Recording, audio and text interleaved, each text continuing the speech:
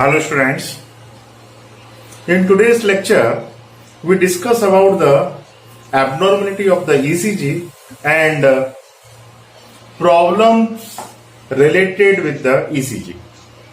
तो इससे रिलेटेड किस तरह के नीट प्रॉब्लम्स एग्जामिनेशन में देखने को मिलते हैं उन्हें हम डिस्कस करेंगे, ठीक है। और इसके साथ ही साथ इस लेक्चर्स में जो डिफिकल्ट पॉइंट्स हैं आपके ईसीजी के, जिनमें बेसिकली स्टूडेंट को कंफ्यूजन रहते ही रहता है, तो हम उनके ऊपर भी डिस्कस करेंगे, ठीक है।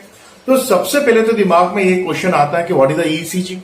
हमने अपने लास्ट लेक्चर में डिस्कस किया था कि यहां पर हो क्या रहा है ईसीजी के अंदर। ईसीजी के अंदर हम इलेक्ट्रॉनिक डिवाइसेस से, कंप्यूटर से हार्ट की जो इलेक्ट्रिकल एक्टिविटी है उसको हम रिकॉर्ड कर रहे हैं। अब हार्ट में इलेक्ट्रिकल एक्टिविटी कब देखने को मिलेगी? हार्ट में जो इलेक्ट्रिकल एक्टिविटी देखने को मिलेगी वो ऐसे नोट से स्टार्ट होगी। ऐसे नोट हार्ट बीट की इंफॉर्मेशन क्रिएट करता है। वो बीट की इंफॉर्मेशन कहाँ जाती है? एबी नोट के पास जाती है।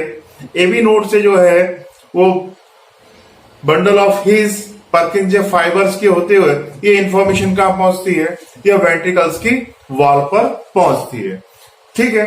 तो हमने अपनी जो डेफिनेशन थी ईसीजी की उसमें हमने क्या डिस्कस किया था? हमने बताया था कि a graphical record of the electrical variation produced by heart during one heart beat और one cardiac cycle is called electrocardiogram.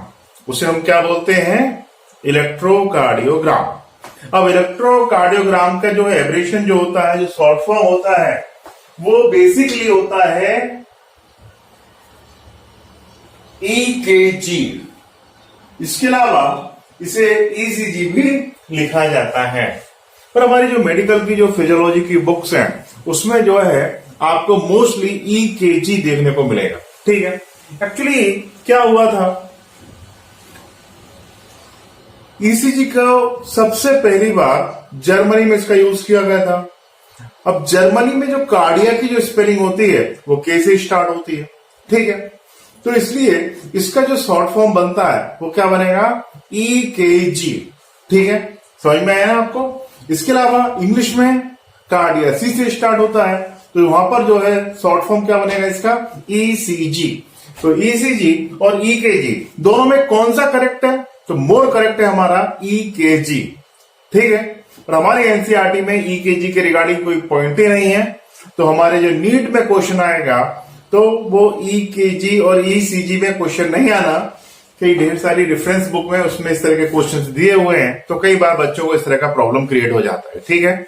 अब सबसे पहली बार ईसीजी को जो रिकॉर्ड किया था वो एक साइंटिस्ट जो था, हमारा जो साइंटिस्ट था उसका नाम था वॉलर ने सबसे पहली बार इसको जो है रिकॉर्ड किया था। और सबसे पहली बार जो है हमारी ईसीजी डिवाइस या इलेक्ट्रोकार्डियोग्राफ या हमारी जो ईसीजी मशीन को बनाने का जो क्रेडिट जाता है वो किसको जाता है? एंथोविन को जाता है। हमने लास्ट लेक्चर में डिस्कस किया था। इसलिए एंथोविन को हम क्या बोलते हैं? Father of electrocardiography. The study of ECG is called electrocardiography. इसलिए फादर ऑफ इलेक्ट्रोकार्डियोग्राफी कौन हो गया? फादर ऑफ इलेक्ट्रोकार्डियोग्राफी हो गया हमारा एंथोविन, ठीक है। तो एंथोविन ने 1903 के समथिंग बात है, सबसे पहली बार जो है इस मशीन को जो है इजाद किया था, डेवलप किया था, और इसके लिए इसको जो है नोबेल प्राइज भी मिला था, ठीक है। ये तो फालतू की बातें हो गई, समझ में आ गया होगा आपको इनके बारे में, ठीक है। अब यहां पर हो क्या रहा है? जो मशीन है हमारी, जिसमें हम देखा होगा आपने हॉस्पिटल्स में कि एक मॉनिटर जो है मशीन पे पेशेंट लेटा हुआ है, मशीन लगी हुई है पूरी। तो जो मशीन होती है हमारी, जो ईसीजी मशीन होती है, इस मशीन को हम बोलते हैं इलेक्ट्रोकार्डियोग्राफ। हमने प्रीवियस लेक्चर में डिस्कस किया हुआ है, ठीक है। तो मशीन को हमने क्या बोला? इलेक्ट्रोकार्डियोग्राफ। और इलेक्ट्रोकार्डियोग्राफ पे जो भी कुछ रिकॉर्ड होगा, इसका जो भी कुछ प्रिंट आउट होगा, ठीक है, इस मशीन से हम जो भी कुछ फाइंड आउट करेंगे वो क्या होगा हमारा? वो होगा हमारा इलेक्ट्रोकार्डियोग्राम, ठीक है। तो वो क्या होगा हमारा? इलेक्ट्रोकार्डियोग्राम। तो आपको ये जो बोर्ड पे जो दिख रहा है ये क्या है? इलेक्ट्रोकार्डियोग्राफ है कि इलेक्ट्रोकार्डियोग्राम है? ये इलेक्ट्रोकार्डियोग्राम। और जिस मशीन ने इसको रिकॉर्ड किया उस मशीन को हमने क्या बोला? जनरली तो हम उसको ईसीजी मशीन बोलते हैं, ठीक है, पर जनरली हमारी जो फिजियोलॉजी की जो लैंग्वेज है उसमें हम इसको क्या बोलते हैं? इलेक्ट्रोकार्डियोग्राफ के नाम से जानते हैं। अब इसमें क्या होता है कि दो इलेक्ट्रोड होते हैं या जो दो इलेक्ट्रिकल लीड्स होती हैं, कुछ लीड्स होती हैं, देखा होगा आपने ईसीजी में कि कई ढेर सारी इलेक्ट्रिकल जो लीड्स होती हैं या इलेक्ट्रोड्स होते हैं, उसको एक कंडक्टर जेली के थ्रू जो है पेशेंट की बॉडी से अटैच कर दिया जाता है डिफरेंट डिफरेंट साइड में। मेनली जो है 3 जो है इलेक्ट्रिकल लीड्स होते हैं, दोनों साइड की रिस्ट से अटैच कर दिया जाता है और लेफ्ट साइड के जो है लेग के जो एंकल वाला पोर्शन है उसके साथ एक को कनेक्ट कर दिया जाता है। तो मेनली इलेक्ट्रिकल लीड्स कितनी हो गई हमारी? 3 हो गई। इस पे क्वेश्चन आया है एक बार, इलेक्ट्रिकल लीड्स कितनी होती हैं? आंसर 3। ठीक है, इसके अलावा कोई छोटी छोटी इलेक्ट्रिकल लीड्स होती है, इनको चेस्ट पोर्शन पे डिफरेंट डिफरेंट साइड पे अटैच कर दिया जाता है। अब यहाँ पे हो क्या रहा है? ठीक है, हमारे हार्ट में इलेक्ट्रिकल एक्टिविटी चल रही है। हार्ट की इलेक्ट्रिकल एक्टिविटी हार्ट में कहां वॉच होगी? हार्ट मसल्स में वॉच होगी। तो बेसिकली हमारा ईसीजी कर क्या रहा है? ये हार्ट की मसल्स की जो इलेक्ट्रिकल चेंजेस है, जो इलेक्ट्रिकल एक्टिविटी है, उसे वॉच कर रहा है। पर हमने तो ईसीजी तो हार्ट में जाके नहीं लगाया। एक्चुअली हो क्या रहा है कि हार्ट की इलेक्ट्रिकल एक्टिविटी जो होती है वो हार्ट से बॉडी टिश्यू पे पहुंचती है और बॉडी टिश्यू से जो है ये हमारी स्किन पे पहुंचती है। ये बहुत ही माइनर इलेक्ट्रिकल एक्टिविटी होती है, मिली वोल्ट में इसकी वैल्यूज होती है। तो इन्हें चेक करने के लिए हम क्या करते हैं? एक मॉनिटर का यूज करते हैं, कंप्यूटर का यूज करते हैं। ठीक है, तो हमने मेनली कितने इलेक्ट्रोड यूज किए थे? 3 इलेक्ट्रोड यूज किए हैं। 2 हमने रिस्ट से लगाया, एक इधर लगा दिया, एक इधर लगा दिया, और एक जो इलेक्ट्रोड होता है उससे हम क्या करते हैं? लेफ्ट लेग के एंकल वाले पोर्शन पे अटैच करते हैं। वो हमारा कौन सा हो जाता है? वो हमारा रेफरेंस कनेक्शन हो जाता है, रिफरेंस कनेक्शन हो जाता है। ठीक है, कंडक्टर जेल से हमने इसको लगा दिया। अब इसमें जो ये जो फ्लक्चुएशन रिकॉर्ड करने वाला है, ये किस लेवल के फ्लक्चुएशन रिकॉर्ड करने वाला है? मिली वोल्ट लेवल के। कौन से? मिली वोल्ट लेवल के फ्लक्चुएशंस को रिकॉर्ड करने वाला है। It become clear? ये तो समझ में आ गया, हमने प्रीवियस लेक्चर में डिस्कस किया था। अच्छा, यहां पर जो मेन चेंजेस होने हैं वो चेंजेस कौन कौन से होने हैं अपन उसको एक बार देख लेते, फटाफट देख लेते। ठीक है, अब यहां पर देखिए, तो इलेक्ट्रोकार्डियोग्राफ जो होता है या इलेक्ट्रोकार्डियो जो ग्राम होता है, उस इलेक्ट्रोकार्डियोग्राम में हम क्या देखेंगे कि मेनली कितनी वेव दिखाई देती हैं आपको? मेनली आपको यहां पर 3 वेव दिखाई देती हैं। ठीक है, तो बेसिकली इलेक्ट्रोकार्डियोग्राम में वेव्स को जो रिप्रेजेंट किया जाता है वो PQRST से रिप्रेजेंट किया जाता है। तो इलेक्ट्रिकल वेव को किसके थ्रू डिनोट किया जाता है? PQRST। तो टोटल कितनी वेव देखने को मिलेंगी आपको ईसीजी के अंदर? ईसीजी के अंदर आपको टोटल 3 वेव देखने को मिलती हैं। कई बार क्वेश्चन पूछा है ईसीजी में कितनी वेव देखने को मिलती हैं, तो हमें ईसीजी के अंदर 3 वेव देखने को मिलती है। Number 1 P wave, number 2 QRS complex,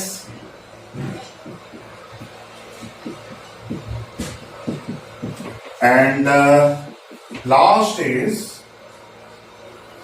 PQRS, last हमारा T वेव। तो ईसीजी के अंदर आपको 3 वेव देखने को मिलेंगी, P वेव, QRS कॉम्प्लेक्स और T वेव। ठीक है, P वेव में क्या हुआ था? तो P वेव के अंदर आप क्या देखेंगे? यहां पर आर्टेरियल डीपोलराइजेशन देखने को मिलता है। पोलराइजेशन और डीपोलराइजेशन का कंसेप्ट अब जब नर्वस सिस्टम हम देखेंगे तब हम अच्छी तरह उसको समझेंगे। अभी ये मान के चलिए कि ये पोटेंशियल ग्रेडियंट है हमारे हार्ट की मसल्स पर। एक क्या है? एक पोटेंशियल ग्रेडियंट है। ठीक है, इसकी जो वैल्यू होती है वो कितनी होती है? -90 मिलीवोल्ट होती है। ठीक है, तो एक इलेक्ट्रिकल पोटेंशियल ग्रेडियंट हमारी हार्ट की मसल्स पे है और हार्ट की मसल्स हमारी रेस्टिंग फॉर्म में है। ठीक है। जैसे आप कल्पना कीजिए ना कि हमने क्या किया, प्ले कार्ड के जो प्ले कार्ड्स के जो है आपने देखा होगा कि प्ले कार्ड्स को हमने इस तरह से अरेंज करके रख दिए, एक ऐसी लाइन बना दी। अब ये एक बैलेंस है। उसी तरह से हमारी हार्ट की मसल भी क्या है, एक बैलेंस होता है वहां पर। कौन सा, एक इलेक्ट्रिकल पोटेंशियल मेंटेन होता है हमारे हार्ट की मसल्स की वॉल पर। उसे हम क्या बोलेंगे, रेस्टिंग पोटेंशियल। और जैसे ही डिस्टरबेंस आया तो क्या होता है, हमारे हार्ट की मसल्स में जो है एक एक्शन पोटेंशियल आ जाता है। अभी रेस्टिंग पोटेंशियल, कौन सा पोटेंशियल है, रेस्टिंग पोटेंशियल। जैसे ये गिरा, ये गिर जाएगा, दोनों गिर गए, ये कौन सा हो गया, ये हो गया हमारा एक्शन पोटेंशियल। तो एक्शन पोटेंशियल की वेव क्या होगी, फ्लो होगी ना। जैसे ये गिरा, फिर ये गिरा, फिर ये गिरा, फिर ऐसे चलता जाएगा ना ये, ठीक है। तो डीपोलराइजेशन जैसे ही हार्ट मसल्स की वॉल पे आया तो मसल्स को कॉन्ट्रैक्ट होना है। तो मसल के कॉन्ट्रैक्ट होने को हम फिजियोलॉजी की लैंग्वेज में डीपोलराइजेशन बोले, समझ में आएगा आपको, ठीक है। हार्ट के मसल्स के वापस नॉर्मल होने की प्रोसेस को हम रीपोलराइजेशन बोले तो समझ में आएगा ना। और नॉर्मल फॉर्म में जब हार्ट की मसल ऐसे स्टेडी स्टेट में है, कांस्टेंट है, तो उस समय उसको हम क्या बोलेंगे, रेस्टिंग पोटेंशियल, ठीक है। अब हार्ट की मसल्स रेस्टिंग पोटेंशियल में है, ठीक है। अब जैसे हमारा ये हार्ट है,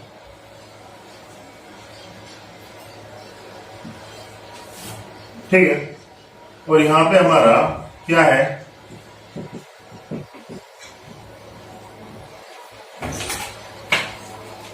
आजकल इसको फिजियोलॉजी में ऐसे लिखा जाता है, SAN। तो SAN जो कहां पर है, ये हमारा right atrium, left atrium, right ventricle और लेफ्ट वेंट्रिकल, ठीक है। तो आप देखिए SAN, ठीक, यहां से वेव ऑफ कॉन्ट्रैक्शन जनरेट हुआ। वेव ऑफ कॉन्ट्रैक्शन यहां से जनरेट होते बराबर क्या होगा, हम देखेंगे कि यह इंफॉर्मेशन ऑफ कॉन्ट्रैक्शन या ये एक्शन पोटेंशियल सबसे पहले कहां पहुंचेगा, ये आर्टरिया की वॉल पे पहुंचेगा। तो कॉन्ट्रैक्शन सबसे पहले कहां होना है, आर्टरिया की वॉल पे कॉन्ट्रैक्शन होना है ना, ठीक। तो आर्टरिया की वॉल में कॉन्ट्रैक्शन हो गया। तो पी वेव किसको इंडिकेट कर रहा है, पी कैसी वेव होती है, एक अपवर्ड स्मॉल वेव होती है, ठीक है। तो इसमें आप क्या देख रहे हैं, इसमें आप क्या देखेंगे, इसमें आप देखेंगे आर्टरियल डीपोलराइजेशन। आर्टरियल डीपोलराइजेशन इस पॉइंट पे हो रहा है। तो इस पॉइंट पे क्या हो रहा है, पी वेव पे क्या हो रहा है, आर्टरियल डीपोलराइजेशन, मतलब आर्टरिया का क्या हो रहा है, कॉन्ट्रैक्शन हो रहा है। पी वेव पर यहां पर आर्टरिया का क्या हो रहा है, कॉन्ट्रैक्शन हो रहा है, ठीक है ना। तो इस पे क्या होगा, इस पे आप देखेंगे, मैं थोड़ी फिजियोलॉजी की लैंग्वेज यूज कर रहा हूं,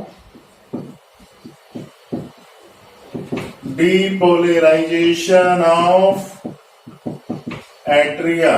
तो एट्रिया का डीपोलराइजेशन हो रहा है, मतलब यहां पर एट्रिया का क्या हो रहा है, कॉन्ट्रैक्शन हो रहा है, ठीक। कई बार क्वेश्चन पूछा जाता है, कुछ लोग बड़े थोड़े ज्यादा जानकार होते हैं तो क्वेश्चन पूछते हैं कि पी वेव जो है पहले आता है कि आर्टियल कॉन्ट्रैक्शन पहले होता है। तो पी वेव आर्टियल कॉन्ट्रैक्शन के जस्ट पहले आती है, मतलब पी वेव के प्रोड्यूस होने के बाद आर्टरियल डीपोलराइजेशन होगा।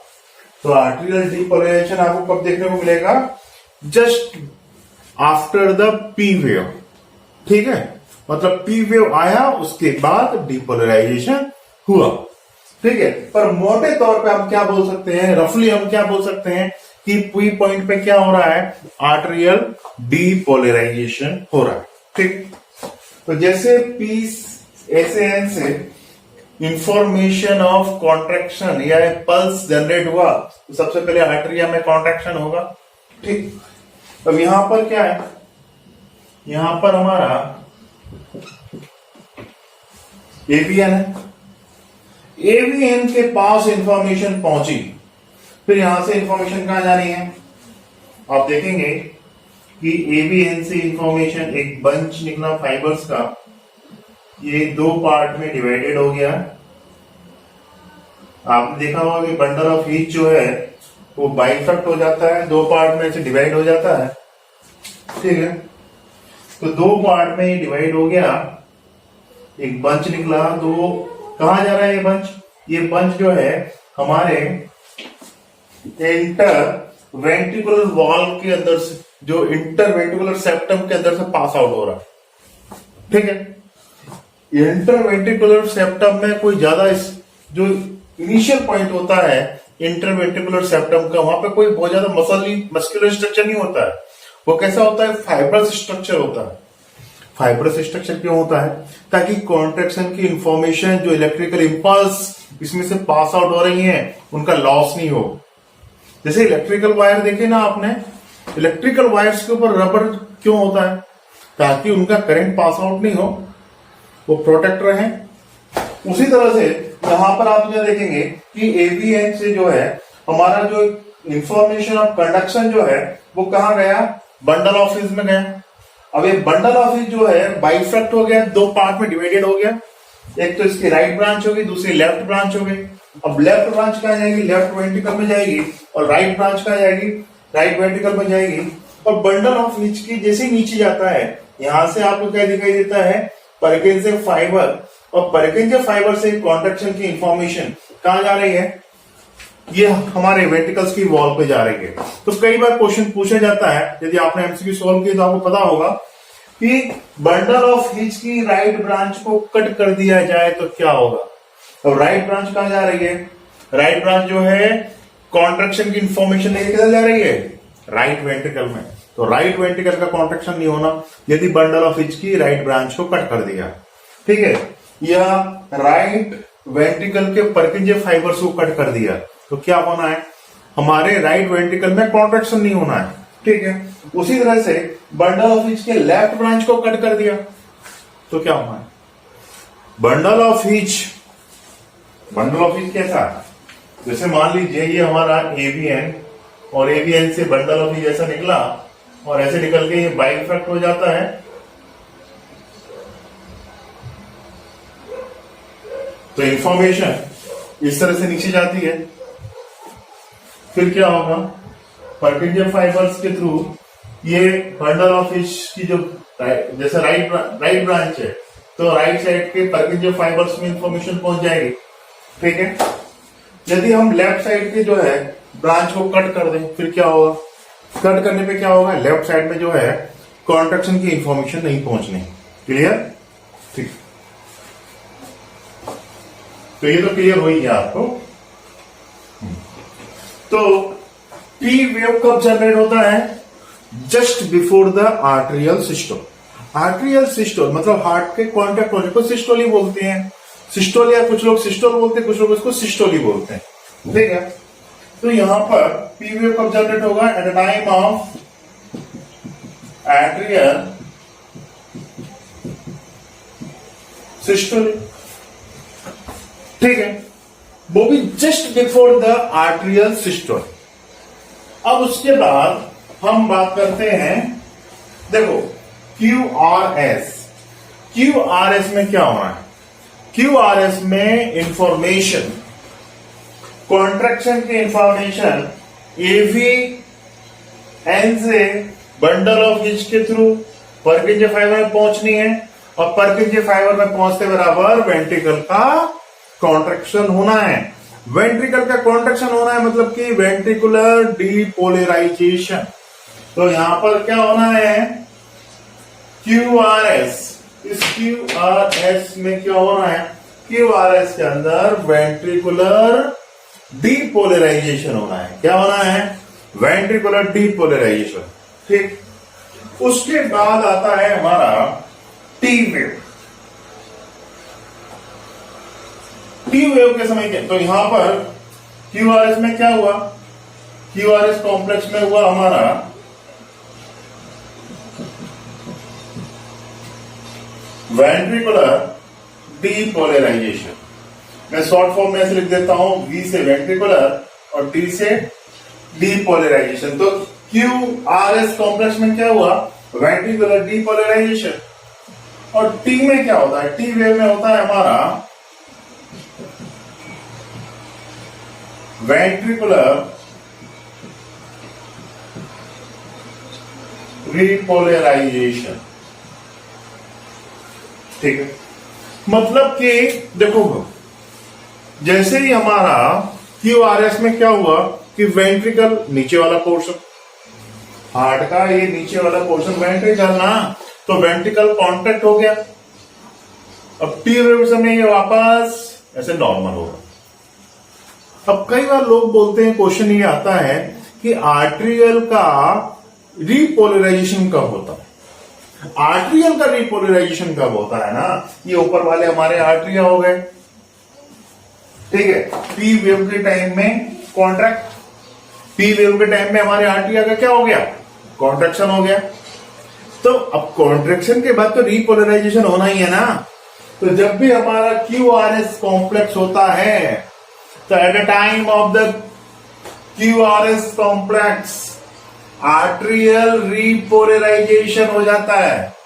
तो आर्ट्रियल रिपोलराइजेशन कब होता है, बिल्कुल दिमाग में फिट करके रखिए।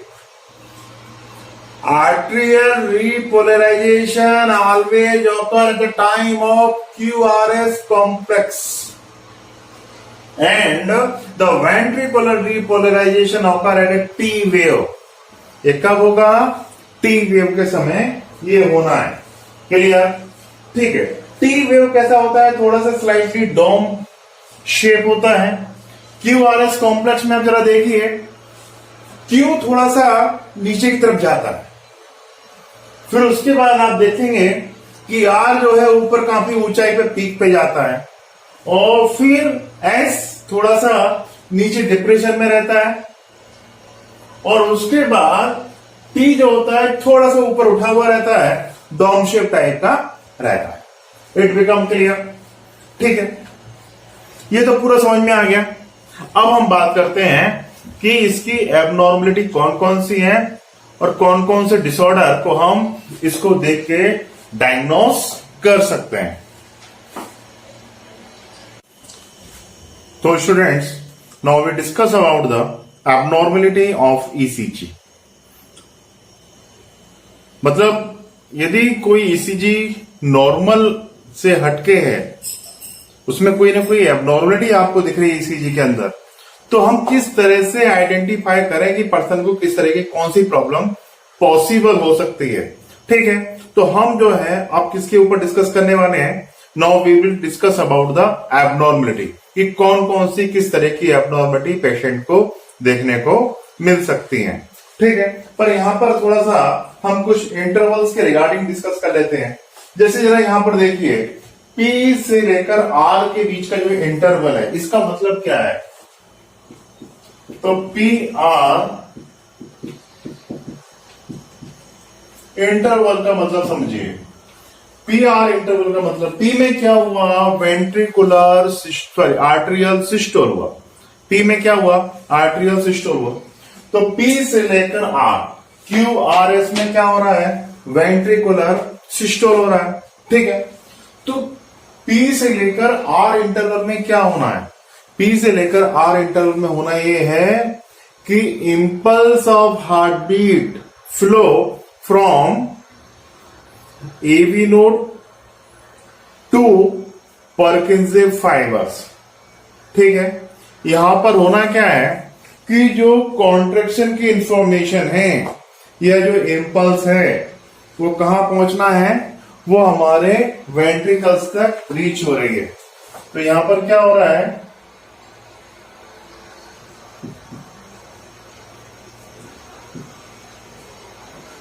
Transfer of impulses from AVN to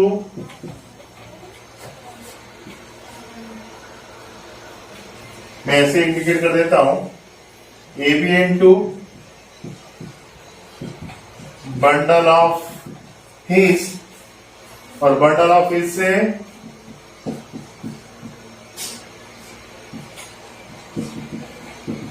परकिंसे fibres, और उसके बाद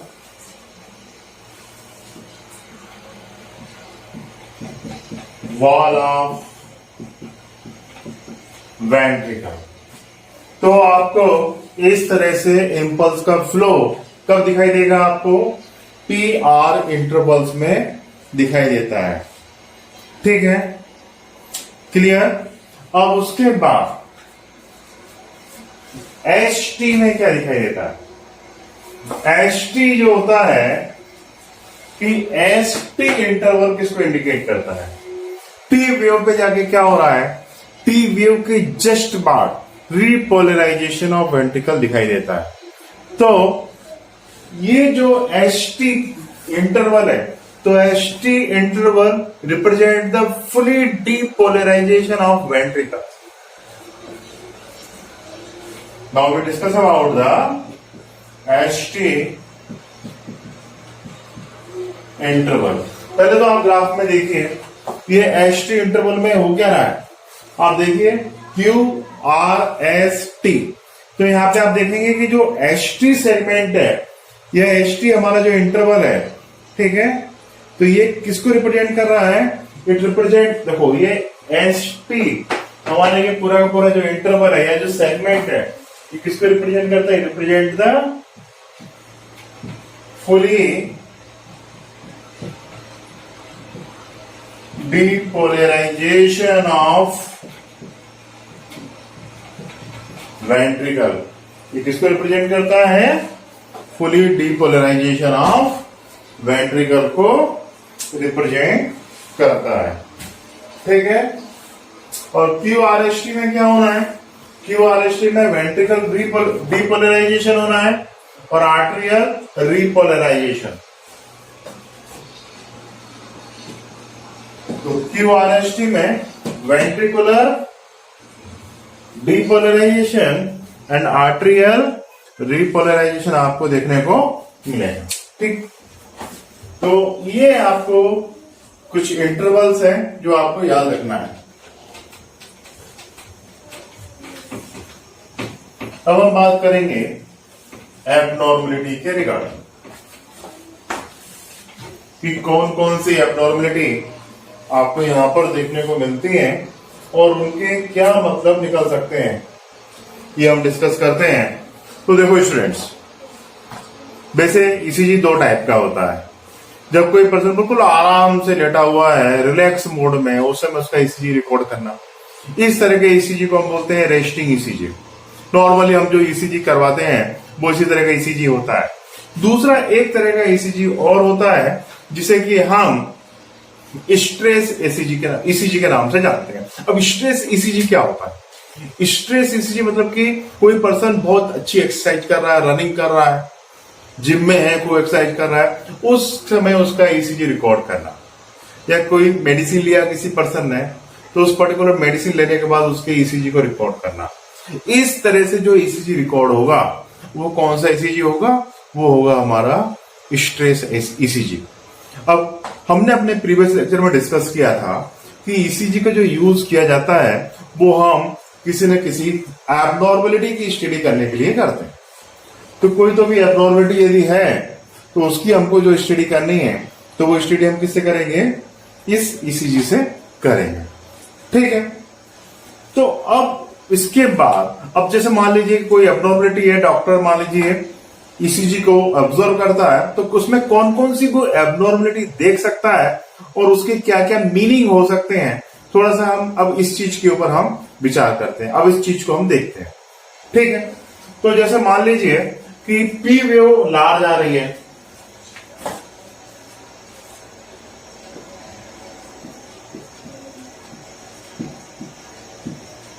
enlargement of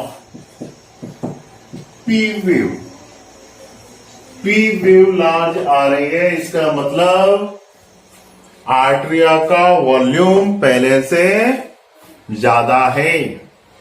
ठीक है, नॉर्मली ऐसी आनी चाहिए, ये वेव थोड़ी ऊपर और हो गई, तो P वेव का एनलार्जमेंट ये क्या इंडिकेट करता है?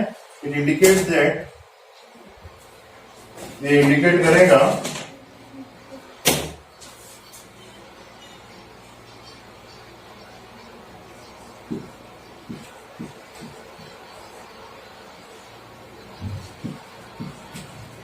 enlargement of एट्री। ये किसको इंडिकेट करेगा? इनलार्जमेंट ऑफ एट्रिया को इंडिकेट करता है।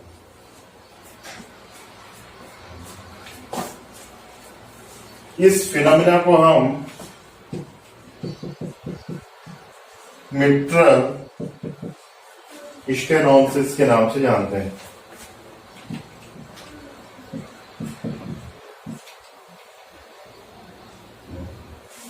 तो मिट्रल स्टेनोसिस का मतलब क्या हुआ?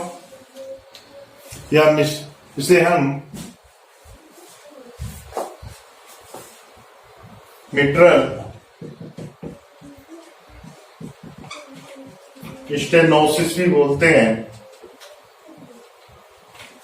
तो मिट्रल स्टेनोसिस या मिट्रल स्टेनोसिस या इनलार्जमेंट ऑफ आर्टरिया, यदि इनलार्जमेंट ऑफ द आर्टरिया है तो आपको भाई आर्टरिया का इनलार्जमेंट है तो आर्टरिया का शेप बढ़ गया, शेप बढ़ गया तो क्या हो गया? कॉन्ट्रैक्शन में टाइम भी बढ़ गया, स्प्रेड होने का टाइम बढ़ गया, तो पी वेव का क्या हो जाएगा? उस समय इनलार्जमेंट आपको देखने को मिलेगा। तो ये पॉइंट बिल्कुल क्लियर।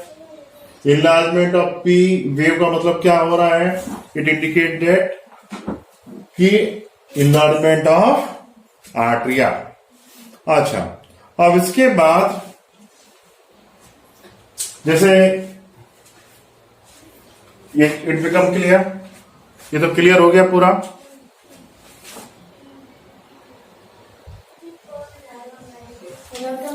अब इसके बाद now we discuss about it become clear. इसको आर्टरियल स्टेनोसिस क्यों बोला?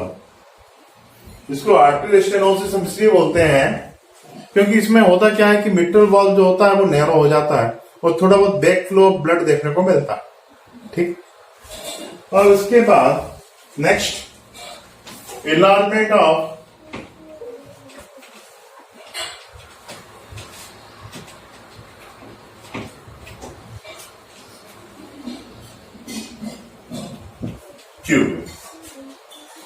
क्यू वेव का इनलार्जमेंट हो रहा है तो क्या देखने को मिलेगा?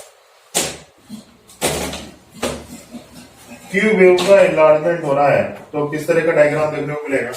मतलब आपको डायग्राम कैसा मिलना है? अब आपको डायग्राम मिलना है कुछ इस तरह से।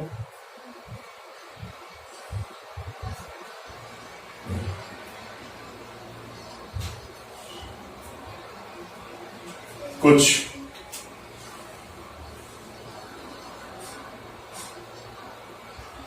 इस तरह का, मतलब क्यू वेव जो है उसका डिप्रेशन हो गया।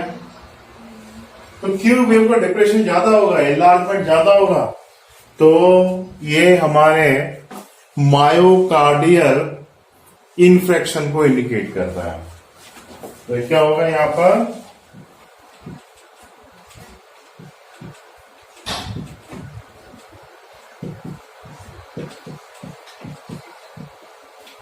मायोकार्डियल इन्फ्रेक्शन की जो प्रॉब्लम है उसको ये इंडिकेट करता है। ठीक है, अब मायोकार्डियल जो इन्फ्रेक्शन है वो एक्चुअली होता क्या है, पहले उसको समझ लेते हैं। ठीक है,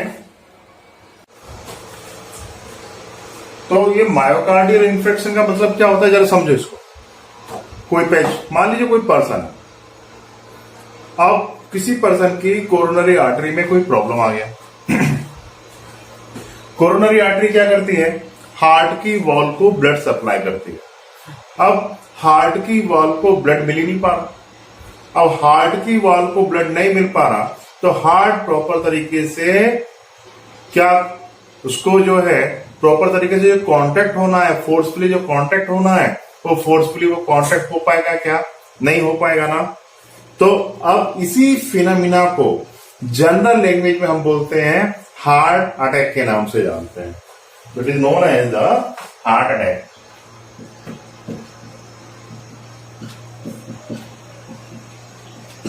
तो नॉर्मल लैंग्वेज में हम इसको क्या बोलते हैं? हार्ट अटैक के नाम से जानते हैं। और साइंस की लैंग्वेज में इसको हम मायोकार्डियल इन्फेक्शन बोलते हैं।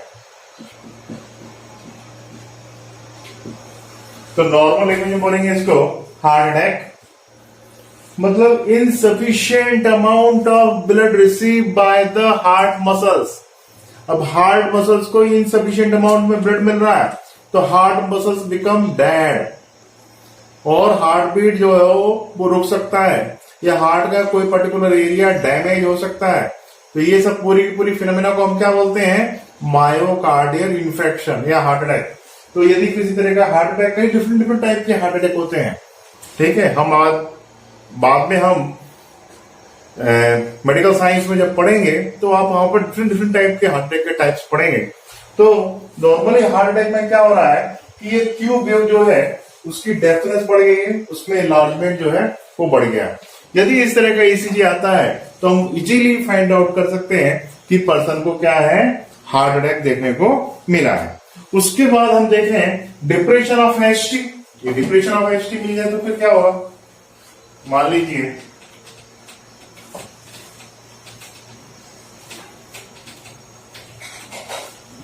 किस तरह का प्रॉब्लम आ रहा है,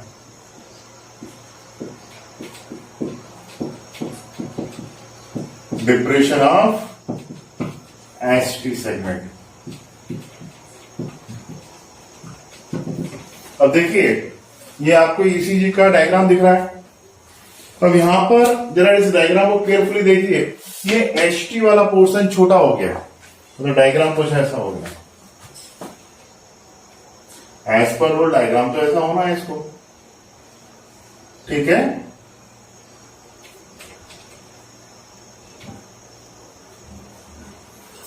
पी थोड़ा बड़ा हो गया,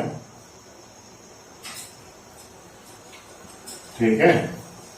P Q R S T, as per rule तो ऐसा होना है, ठीक है।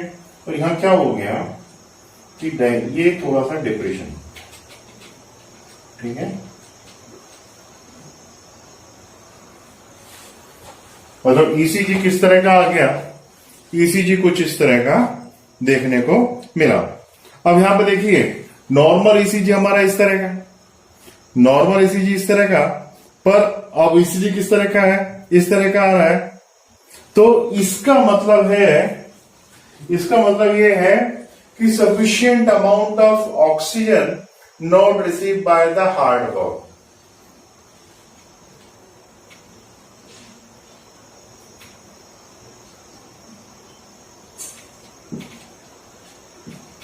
O2 नॉट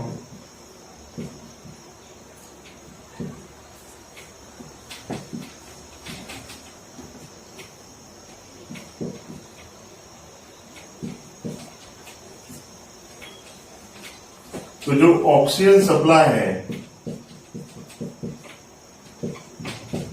नॉट प्रॉपर,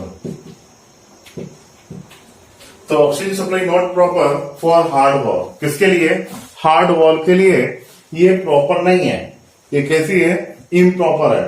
तो आपको क्या दिखाई देगा, यदि हार्ट की वॉल को प्रॉपर ऑक्सीजन नहीं मिल रही है तो उस समय आपको डिप्रेशन ऑफ एचटी सेगमेंट दिखाई देगा, ठीक है। अब जैसे मान लीजिए सपोज डेट किसी को कोरोना हो गया तो क्या हो गया, उसके लंग्स को प्रॉपर ऑक्सीजन मिल पाएगी क्या, नहीं मिल पाएगी। जब ऑक्सीजन लंग्स में नहीं मिल पा रही, प्रॉपर अमाउंट में जो है ऑक्सीजन एक्सचेंज नहीं हो पा रहा है, गैसेस एक्सचेंज नहीं हो पा रहा लंग्स में, तो फिर क्या होगा, ऐसे में हार्ट को भी प्रॉपर ऑक्सीजन नहीं मिलनी, हार्ट को प्रॉपर ऑक्सीजन नहीं मिलनी तो क्या होगा, इस तरह का आपको सेगमेंट, इस तरह का आपको ईसीजी देखने को मिलेगा, ठीक है। फिर हमें नीड होगी कि पेशेंट को क्या करना है, वेंटिलेटर पे रखना है ताकि उसको प्रॉपर ऑक्सीजन प्रोवाइड की जा सके, ठीक है। तो इट बिकम क्लियर। तो डिप्रेशन ऑफ एचटी सेगमेंट का मतलब समझ में आ गया।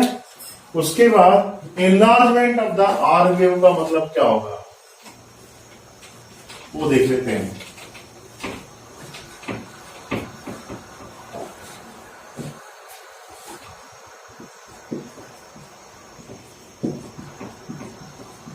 enlargement of आर वेव, ऐसा कर देते हैं। enlargement of the आर का मतलब क्या होना है, देखिए सामने आपको ईसीजी दिख रहा है, ईसीजी में सबसे टॉप पे आपको क्या दिख रहा है, आर दिख रहा है, ठीक है। तो यदि आर का एनलार्जमेंट है, एक्चुअली ये जो पीक किसको इंडिकेट करता है, ये पीक जो है वेंट्रिकल के डीप पोलराइजेशन को इंडिकेट करता है। किसको इंडिकेट करता है? ये जो आर है, ये आर किसको इंडिकेट करता है? आर वेंट्रिकल के कॉन्ट्रैक्शन को इंडिकेट करता है। अब मान लीजिए सपोर्ट है कि किसी पर्सन के वेंट्रिकल का जो है वॉल्यूम बढ़ गया या वेंट्रिकल उसके इनलार्ज हो गए, तो ऐसे में क्या होगा कि इस वेव स्प्रेड होने में, वेंट्रिकल के कॉन्ट्रैक्ट होने में टाइम ज्यादा लगेगा। टाइम ज्यादा लगेगा तो आर की पीक और ऊपर जाएगी। समझ में आ गया ना? तो इनलार्जमेंट ऑफ द आर का मतलब क्या होता है? इसका मतलब होता है इनलार्जमेंट ऑफ वेंट्रिकल।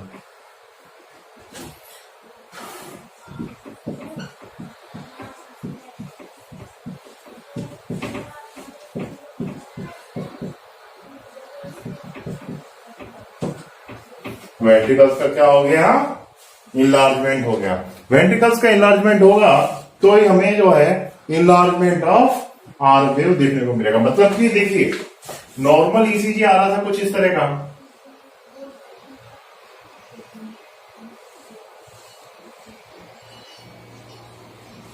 ठीक है। ये क्या है? P A Q R S T, ये ऐसा है। इनलार्जमेंट का मतलब क्या हो रहा है कि ये पीक और इंक्रीज हो गया। ये वाला पीक इस तरह से इंक्रीज हो गया। पीक इंक्रीज हो गया ना, तो इस तरह का आपको देखने को मिलेगा। ठीक, क्लियर हो गया ये? ठीक है। तो इन दोनों ईसीजी में डिफरेंस समझ में आ रहा है ना? उसमें सब कुछ सामान्य है, एवरीथिंग इज नॉर्मल, बट आपको क्या दिख रहा है? यहाँ पे आर का पॉइंट जो है इनलार्ज हो गया। ये तो आपको चेंजेस दिख रहा है ना दोनों ईसीजी के अंदर, ठीक है। तो ये कैसा हो गया? एबनॉर्मल टाइप का हो गया। अब उसके बाद सपोर्ट है कि पीक्यू इंटरवल लॉन्ग हो गया।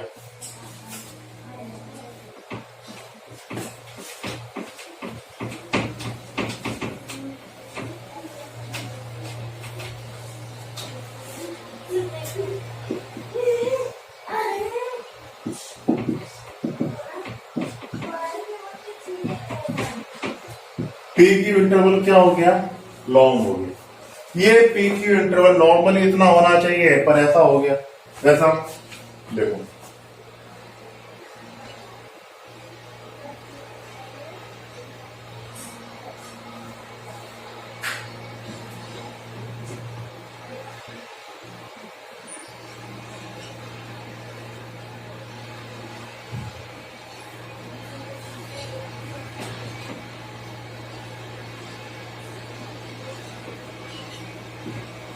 P Q R S T. तो आपने क्या देखा यहां पे? पी क्यू इंटरवल क्या है? लॉन्ग है ना वहां पर। अब पी क्यू इंटरवल के लॉन्ग होने का मतलब क्या होता है? पी क्यू इंटरवल के लॉन्ग होने का मतलब समझिए, पी क्यू के बीच में हो क्या रहा है? पी क्यू के बीच में हो ये रहा है कि हमारी इंफॉर्मेशन, कॉन्ट्रैक्शन की इंफॉर्मेशन एबी नोड से पर्किंजे फाइबर वेंट्रिकल की वॉल में पहुंच रही है। पी क्यू इंटरवल का मतलब ये हो रहा है कि इस इंफॉर्मेशन को पहुंचने में टाइम ज्यादा लग रहा है। मतलब पी क्यू इंटरवल में हो क्या रहा था कि हमारी जो इंफॉर्मेशन थी वो फाइनली हमारे ऐसे नोड से कहां तक पहुंची थी? वॉल ऑफ वेंट्रिकल में पहुंच रही थी। तो इस ड्यूरेशन में हमें क्या मिला? इस ड्यूरेशन में हमें पी क्यू वाला पॉइंट देखने को मिला। देखो ये हमारा ईसीजी में हम क्या देखेंगे कि यहां पर जो हार्ट की इलेक्ट्रिकल एक्टिविटी होती है वो वाई एक्सिस पे शो की जाती है और टाइम एक्स एक्सिस पे आता है। टाइम कहां आता है? एक्स एक्सिस पे आता है। और जो इलेक्ट्रिकल एक्टिविटी है हार्ट की वो कहां रिप्रेजेंट की जाती है? वो आपको पीक और डिप्रेशन के फॉर्म में वाई एक्सिस पे शो की जाती है। तो यहां पर इसका मतलब ये हो रहा है कि देखो, रोमेटिक हार्ट डिसीज में ये प्रॉब्लम देखने को मिलती है। तो अब रूमेटिक हार्ट डिसीज में क्या होता है कि ये जो ट्रांसफर होता है ऐसे नोड से वेंट्रिकल की वॉल में, इसमें एब्स्ट्रक्शन आ जाते हैं और एब्स्ट्रक्शन आने की वजह से ये डिले हो जाता है ट्रांसफर। कोई रास्ता अच्छा है, हाईवे है, कोई 60 किलोमीटर का डिस्टेंस है तो आप 1 घंटे में पहुंच जाएंगे। रास्ता खराब हो गया तो क्या होगा, टाइम लगेगा ना पहुंचने में, 60 किलोमीटर ट्रेवल करने में टाइम लगेगा ना। यहां पर यही होता है। होता क्या है यहां पर यह होता है कि रूमेटिक हार्ट डिसीज में ये ऑब्स्ट्रक्शन आ जाते हैं, हमारी जो आर्टरिया की जो वॉल होती है उसमें हार्डनिंग आ जाती है, और हार्डनिंग होने की वजह से वेव का फ्लो जो कम हो जाता है, कम होने से ड्यूरेशन बढ़ जाता है।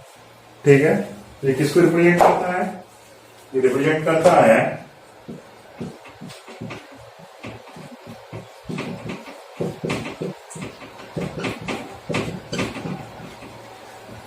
It represent the rheumatoid heart disease.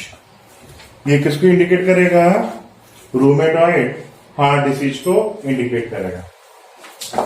और उसके बाद एचटी का टाइम इंटरवल यदि बढ़ जाए, ठीक है, या हम ऐसे बोले कि उस समय क्या देखने को मिलेगा वो हम देखते हैं।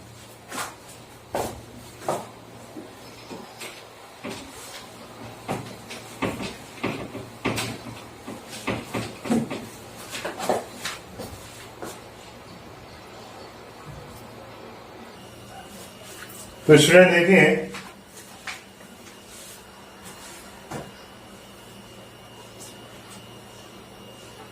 इलिवेटेड एचटी का मतलब क्या हो रहा है, देखिए ये एच पर रूल एचटी ऐसा आना चाहिए, पर एचटी कैसा आ रहा है, यहां पर एचटी कुछ ऐसा आ रहा है,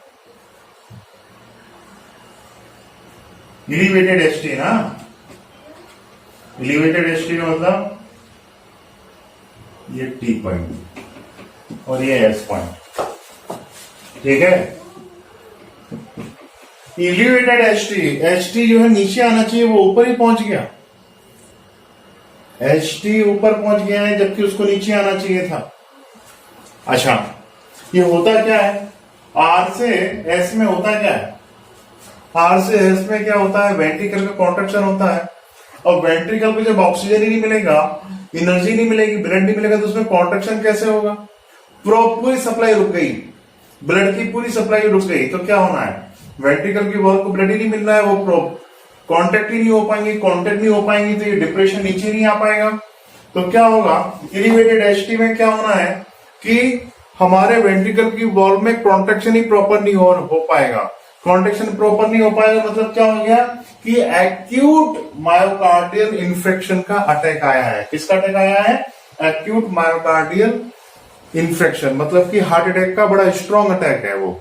ठीक है, उसके बाद यदि टी वेव हमारी इलिवेटेड है, टी वेव काफी ऊपर दिख रही है, टी वेव बहुत ऊपर जा रही है, इसका मतलब क्या है, इसका मतलब ये है कि पोटेशियम की अमाउंट ज्यादा है। अब पोटेशियम की अमाउंट ज्यादा होने की वजह से हमारे हार्ट प्रॉपर तरीके से रिलैक्स नहीं हो पाएगा, रिलैक्स नहीं हो पाएगा तो क्या होगा, ऐसे में हार्ट प्रॉब्लम या हार्ट अटैक की पॉसिबिलिटी बढ़ जाती है। तो एलिवेटेड टी वेव का होना ये क्या इंडिकेट करता है, पोटेशियम की अमाउंट बॉडी में ज्यादा। अब बॉडी में पोटेशियम की अमाउंट ज्यादा तो मतलब क्या हो गया, हाइपर कैलेमिया, हाइपर कैलेमिया ये देखने को मिलता है कब, जब इलिवेटेड टी वेव हो, टी वेव इलिवेटेड देखो आपने सोडियम पोटेशियम के बारे में पढ़ा है, तो पोटेशियम, सोडियम और हमारा calcium it is plays a very important role during the muscular contraction. ठीक है, अब potassium is very important for the T tube system of the muscular contraction. तो मसल्स में जो इन्फॉर्मेशन का फ्लो होता है वो किसके थ्रू होता है, टी ट्यूब सिस्टम के थ्रू होता है। ठीक है, ये आप हाई लेवल पढ़ेंगे, बट पोटेशियम नहीं, पोटेशियम की अमाउंट ज्यादा, तो हार्ट को जो रिलैक्सिंग का टाइम मिल रहा है उसका, इसके बाद नेक्स्ट टी वेव आ रहा है, तो ये जो रिलैक्सिंग का टाइम टी वेव यदि ऊंचा हो गया तो ये ऐसा आएगा, ऐसा आएगा, तो नेक्स्ट फिर क्या होगा, ये यहां से नेक्स्ट टी वेव चालू होना है। तो यदि ये पीक पे चला गया तो जो रिलैक्स का टाइम मिल रहा है एटलीस्ट यहां से लेकर यहां तक जो हार्ट को थोड़ा बहुत रिलैक्स कर रहा है वो रिलैक्स भी नहीं कर पाएगा, मतलब क्या हो जाएगा, हार्ट प्रॉब्लम क्रिएट होना चालू हो जाएंगे। ठीक। फ्लैट टी वेव का मतलब क्या होता है? यदि फ्लैट टी वेव आया, टी वेव बिल्कुल फ्लैट है, इसका मतलब हमारे हार्ट को प्रॉपर अमाउंट में ऑक्सीजन नहीं मिल रहा है, इनसफिशिएंट ऑक्सीजन मिल रहा है। तो कई बार डिफरेंट नीट एग्जामिनेशन में इस तरह के क्वेश्चन पूछ लिए जाते हैं, डिफरेंट टाइप के ईसीजी के प्रॉब्लम दे दिए जाते हैं, या आपने कुछ ऑब्जेक्टिव टाइप की बुक्स सॉल्व की होंगी, तो उसमें आपने डिफरेंट टाइप के डायग्राम देखे होंगे और उनमें देखा होगा कि इस पर्टिकुलर प्रॉब्लम का मतलब क्या है। तो ये जो लेक्चर सुनने के बाद आप इस तरह की प्रॉब्लम को इजीली सॉल्व कर सकते हो। तो आई थिंक जितना मैंने बताया उतना आपको समझ में आया होगा, आपको अच्छा लगा होगा। इसके बाद आप अपने ईसीजी के जो एमसीक्यू हैं उन्हें सॉल्व कीजिए, आप बहुत इजीली बनते जाएंगे आपके। Thank you students, thank you.